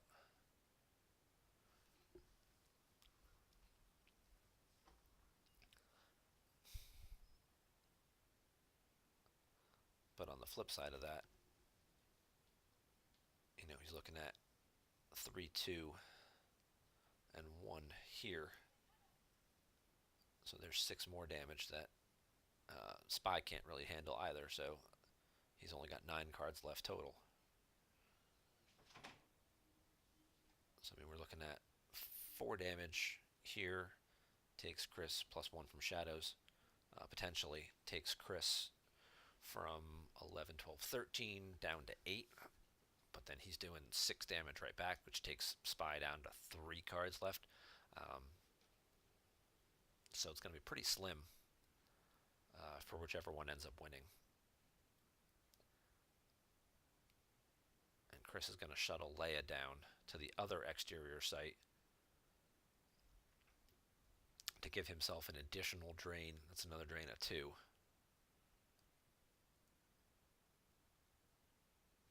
And then he'll pay his upkeep on Lando.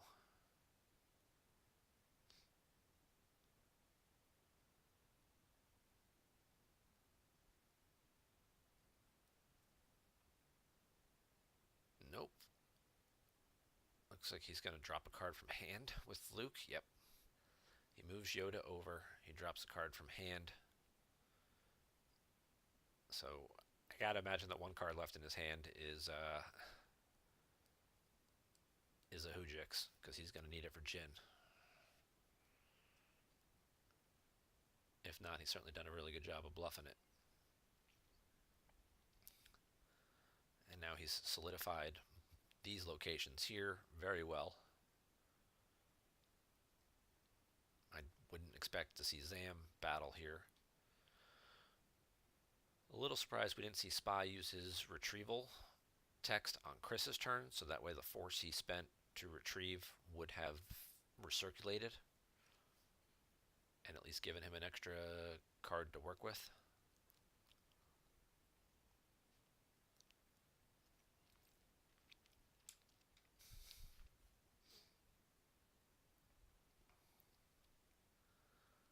That's the other thing too, is that obviously with so little resources left, Spy probably won't be able to pay Boba Fett's maintenance cost much longer. Maybe that's what Chris was waiting for, was just to wait him out. Maybe he likes having to force him to keep paying 2 force a turn to keep Fett alive. Maybe that's limited him enough from doing other things.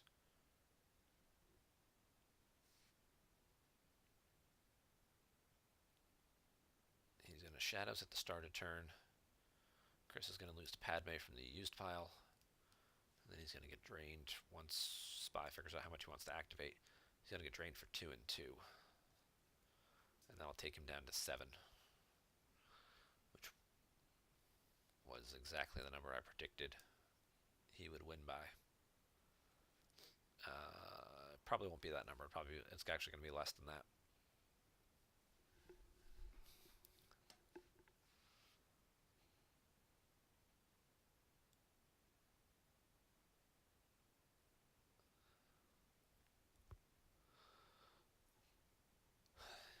Spy jokes about having a copy of Defensive Fire would be game breaking right here, because Defensive Fire randomly removes 1 card from your opponent's hand. So if he were to take the only card in his hand, being the Hujix, and put it back in his used pile, he would then beat up Jin or so and win the game.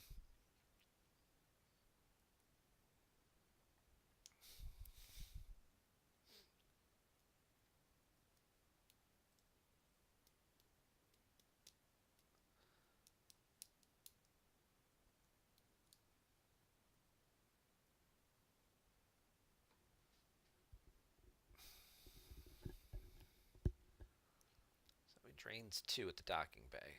Top deck's a Luke, top deck's a Rey. Again, just multiple copies of the characters that are already on the table. Drain at the Boss Nash chamber, limited to 2. Top decks to Fly Casual and Jar Jar. So he did have a character left. It's Jar Jar. Doesn't really count as much of a character, but he does have his uses. That takes Chris down to 7. Spy's only got 4 left to work with.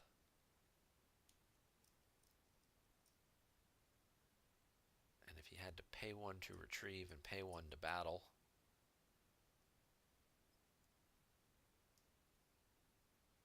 there's really not much else that he could do at this point. No, he's just going to go ahead and go beat up on Jin.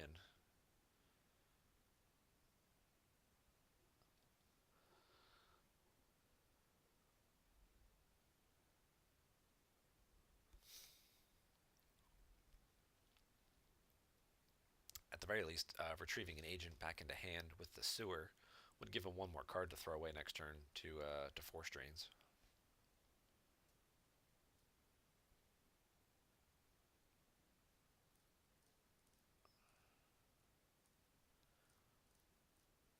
But it does look like he is just going to stand fast. And he does have the Hujix to absorb the 5 damage. That's the only thing that made sense. Probably just pay his maintenance on Boba Fett and keep this intact for 1 more turn. And that would let him get 1 more sequence of drains and stuff in. So what are we talking about? A win of 2, a win of 3? Possibly for either player at this point. Which really isn't very much of a advantage moving into the second game. Sam runs away. Recirculate. Pay 2 for upkeep on Boba Fett.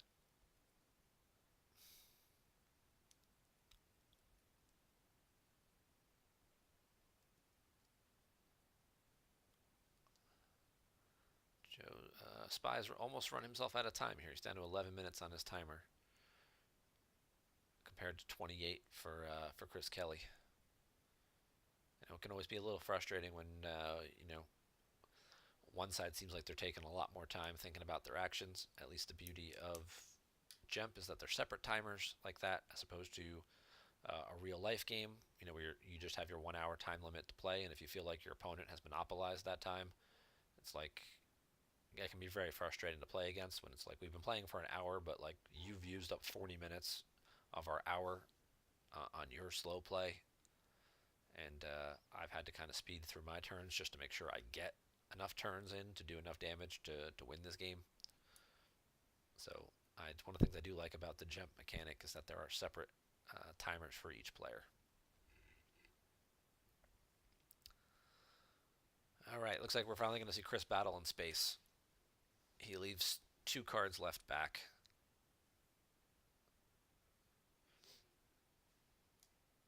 And he is forced. There's the wipe activate. And we'll see Spy draw 1 at some point here in the activate phase as well.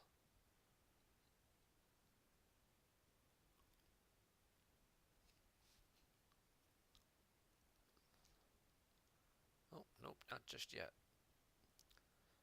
Here comes the drain to 3.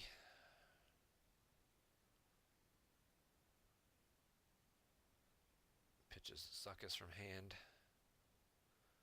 Pitches a Django from hand. Pitches an Emperor from hand. Now Spy's going to use the sewer text, so he's not going to do the damage with shadows. He's going to use the sewer text now to retrieve a card. Yes, this is why I would have rather him have done it the turn before. At the end of Chris's turn when he had force left the turn before, so then he would have had an additional force available to do a shadows damage this turn.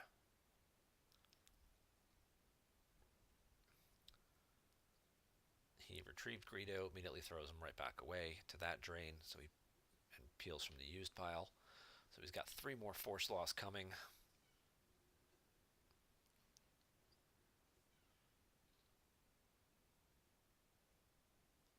There's a sense from the used pile.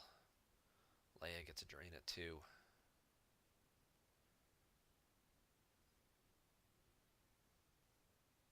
Greedo from used. Gick from hand. So Spy's got 2 cards left. Chris has 7, but Chris is staring at force loss here of 2, 4, 6, which would take him down to 1, which Spy could then shadows and make him lose, and then Spy would win the game by 1.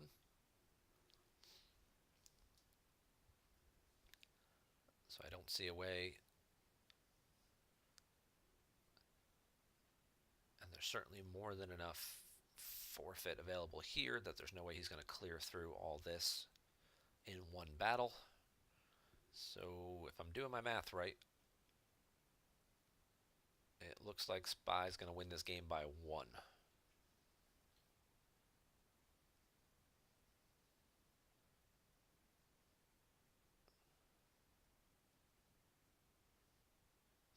Unless that card well, ChrisKelly did just draw a card with Rey, so if that card he just drew is any form of a character that he can throw down to block one of these drains.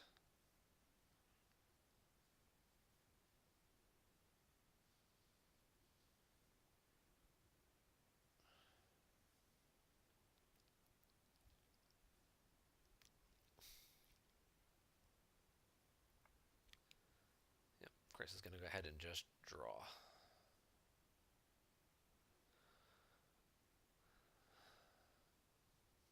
So he's going to get hit for 2, 4, 2 at the docking bay, 2 at the throne room, 2 here for 6, shadows for 1.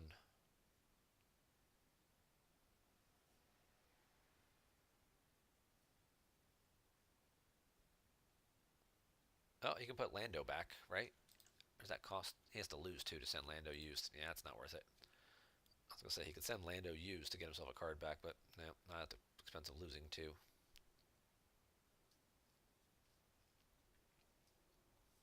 So yeah, so it looks like a Rebel Spy wins this game by 1.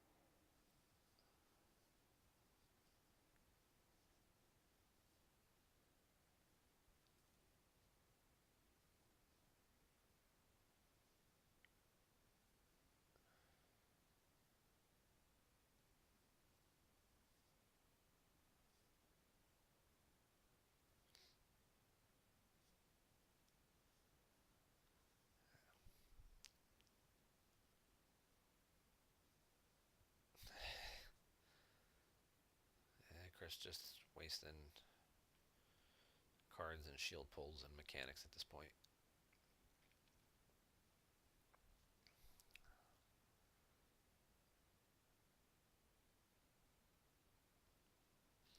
Losing his final cards from hand.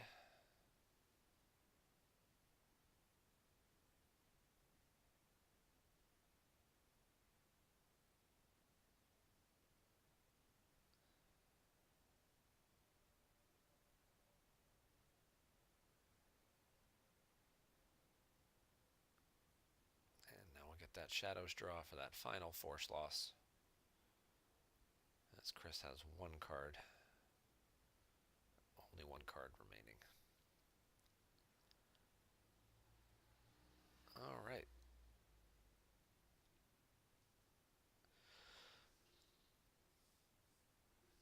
So there you have it, folks. After an hour and 45 minutes, we've got a Rebel Spy +1 with his dark side deck.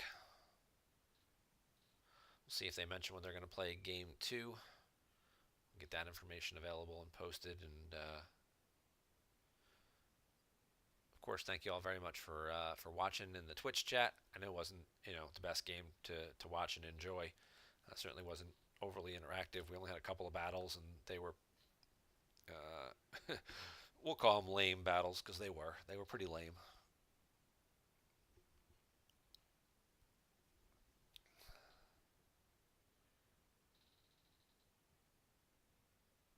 Looks like they're going to play game. Oh, looks like they're still discussing when to play game 2.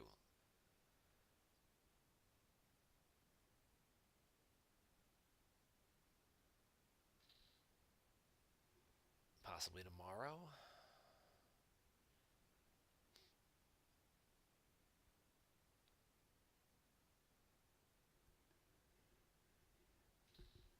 Well, while they're figuring this out, let's go ahead and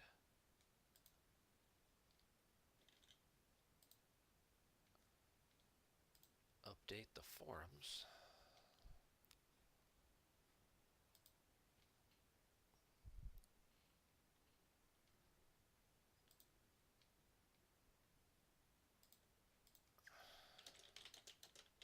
This was ABS versus TRM.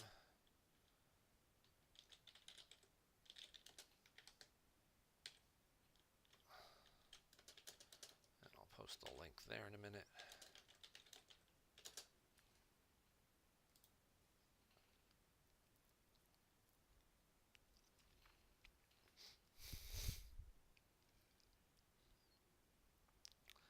Yeah, it looks like they're gonna play tomorrow. So, all right, we'll get that posted on the forum for you guys, and be sure and check back. And thank you guys, everybody, for watching. And we'll see you tomorrow for whenever they decide to play game 2. So have a great night.